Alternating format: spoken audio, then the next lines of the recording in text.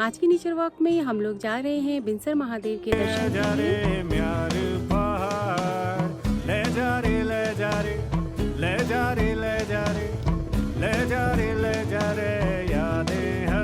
बिनसर महादेव तक पहुंचने के लिए हमें 12 किलोमीटर का पैदल ट्रैक करना होगा और यह ट्रैक शुरू होता है पीटसैंड से। पीटसैंड डिस्ट्रिक्ट पौड़ी के थैलीसैंड ब्लॉक में पड़ता है। हम लोग पौड़ी से थैलीसैंड के लिए निकल चुके हैं और ये रास्ते में university of horticulture and forestry Bharsar है। आज डेट है 13 फ़रवरी और रास्ते के दोनों साइड जो है सुंदर रेड कलर के बुरांस के फूल खिले हुए हैं। अभी भी यहाँ पर कुछ कुछ जगह पे जो है बर्फ़ गिरी हुई है।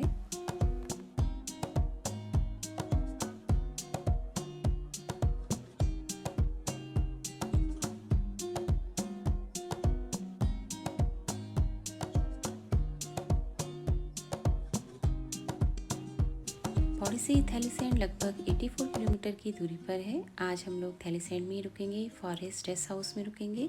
मॉर्निंग में वहाँ से पीटसैंड के लिए जाएंगे और फिर पीटसैंड से शुरू करेंगे 12 किलोमीटर का खूबसूरत पैदल ट्रैक।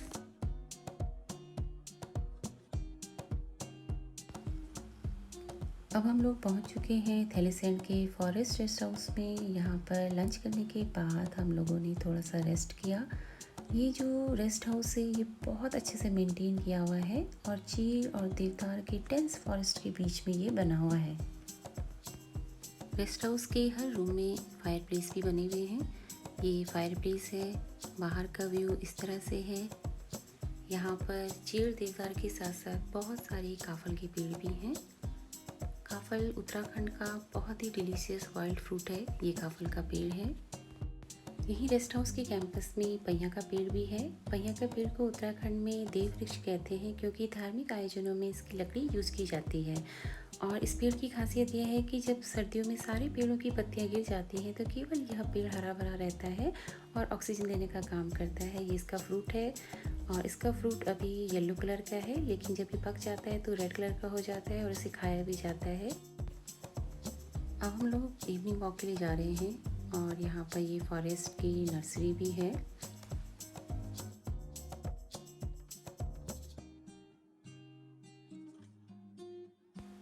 ये थैलीसैंड मार्केट हम लोग पहुँच चुके हैं। बहुत घनी आबादी यहाँ पर है।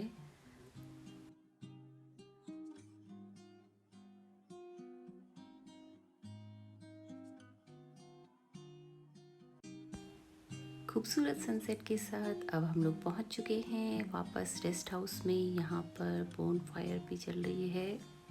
मेरे उत्तराखंड में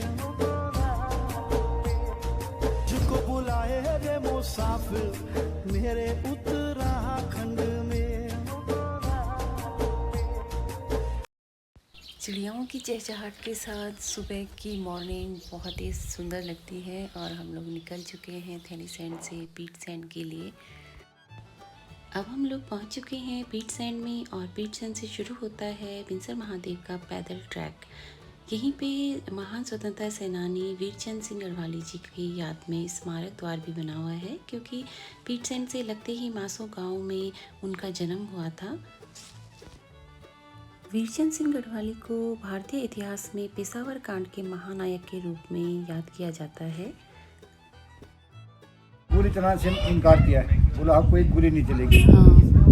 और अंग्रेज ने हुक्म दिया कि फायर इन, बोला सीज फायर। फिर ये जो है वहाँ उसके बाद काला पानी भेजा, इसको जेल में रहिए। द्वार बना इनके नाम से वीरचंद सिंह गढ़वाली द्वार। हाँ जी। पीटसैंड क्रांति दिवस का मेला लगता है 23 अप्रैल को।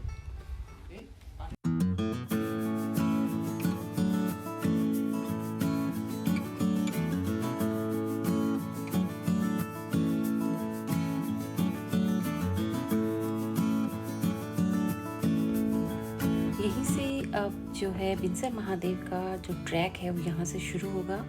हम लोग चल दिए हैं नीचे। हमें लोगों ने कहा कि आप अगर बिना रुके चलेंगे तो 3 घंटे में आप लोग वहाँ पर पहुँच जाएंगे, लेकिन बिना रुके 12 किलोमीटर तक चलना हमारे लिए पॉसिबल नहीं है। देखिए हम लोग कितने घंटे में पहुँचते हैं। अभी तो स्टार्टिंग में चढ़ाई लग रही है और यहीं पे जैसे हम ट्रैक शुरू करते हैं तो यहाँ पे ये हेलीपैड भी बना हुआ है। हम लोगों ने टोटल 7 लोगों ने मिलकर ये पूरा ट्रैक किया और हमारे साथ जो सबसे छोटा ट्रैकर है वो है 8 साल का।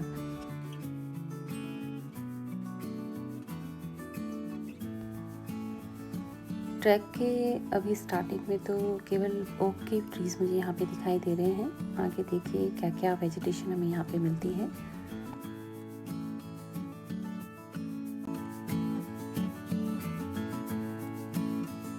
पैच है, ये है फोटोलिस्टा का, सामने ओजीसी का, इसके बीच में ये जो दिख रहा है येलो येलो, ये भी सूख चुके हैं, सिलाजिनीला है ये। ट्रैक के स्टार्टिंग में ही एक गांव यहाँ पे पड़ता है और यहाँ पे जो ओक के ट्रीज़ हैं वो काफ़ी पुराने ट्रीज़ हैं और गांव में बहुत सुंदर इस समय सरसों खिली हुई है। इसके बाद पूरे ट्रैक में कहीं पर भी कोई गांव नहीं पड़ेगा। पूरा ट्रैक जो है वो डेंस फॉरेस्ट के बीच में से होकर निकलता है। अभी तो रास्ता इस तरह से है, बीच में कुछ कुछ जगह पे टूटा हुआ भी है, लेकिन ठीक है। ट्रैक जो है उबड़ खाबड़ तो है लेकिन सीधा ट्रैक है, जेंटल ट्रैक है।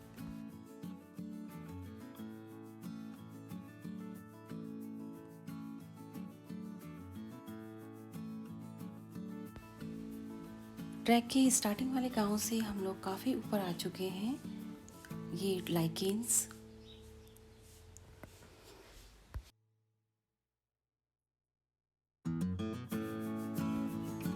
अब तक इस ट्रैक में जो मुझे सबसे अट्रैक्टिव जो चीज़ लगी हुई थी कि यहाँ पे जो ट्रीज़ हैं उनमें बहुत बड़े बड़े नेचुरल ट्री होल्स या हॉलोस बने हुए हैं और पेड़ क्योंकि बहुत पुराने हैं तो रास्ते में कई जगह पर हमें पेड़ टूटे हुए मिले।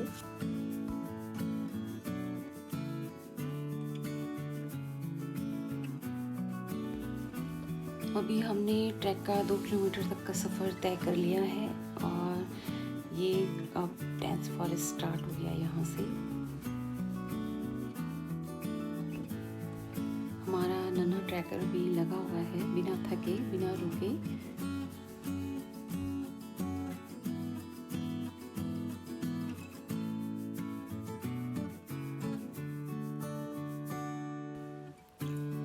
एक और खूबसूरत ट्री होल, और ये तो पुराने ज़माने के जो किले होते हैं उनकी खिड़कियाँ होती थी, अंदर बैठ के आप सब कुछ बाहर का देख लो लेकिन बाहर वाला आपको ना देख पाए, उस तरह का कुछ इसका शेप है। अभी रास्ता एकदम सीधा है, ट्रैक अच्छा ट्रैक है ये। और अभी हमें बताया गया है कि जहाँ पर एक पीने के पानी का जो स्रोत होगा, नेचुरल वाटर रिसोर्स होगा, वहाँ पर आप अगर पहुँच गए तो समझो आपने आधा ट्रैक कर लिया है। लेकिन अभी तक आया नहीं, हम लोग काफ़ी थक भी चुके हैं। अभी ट्रैक एकदम सीधा सीधा है, दोनों ओर अभी भी ओक के डेंस फॉरेस्ट हैं। ओक ट्री जो है इसे उत्तराखंड का हरा सोना भी कहते हैं और इकोनॉमिकली बहुत इम्पोर्टेंट प्लांट है। ये बुरांस के फूल भी यहाँ पे बीच बीच में हैं। अब तक की ट्रैक में इस तरह के बहुत सारे पेड़ हमें बीच बीच में गिरे हुए मिले और मुझे लग रहा है आप लोग काफ़ी चल गए हैं, शायद अब हम पहुंचने वाले हैं आधे तक। ये फंजाई का पैच भी यहाँ पर है। अरे वाह, मुझे लग रहा है हम लोग पहुंच गए हैं और पानी आ चुका है। अब हम लोग पिएंगे pure natural mineral mountain water और अब हम आधा ट्रैक हम निकल लिया है, लगभग 6 किलोमीटर का। मिर्ज़ा महादेव का आधा ट्रैक पूरा करने के बाद अब यहाँ पर दुर्लभ मेडिसिनल प्लांट्स भी मिलने लगे हैं और ये पाषाण भेद है। आगे का ट्रैक देखते हैं नेक्स्ट पार्ट में, पार्ट 2 में। तो हमारे साथ बने रहिए, चैनल को सब्सक्राइब कीजिए। तब तक के लिए बाय बाय।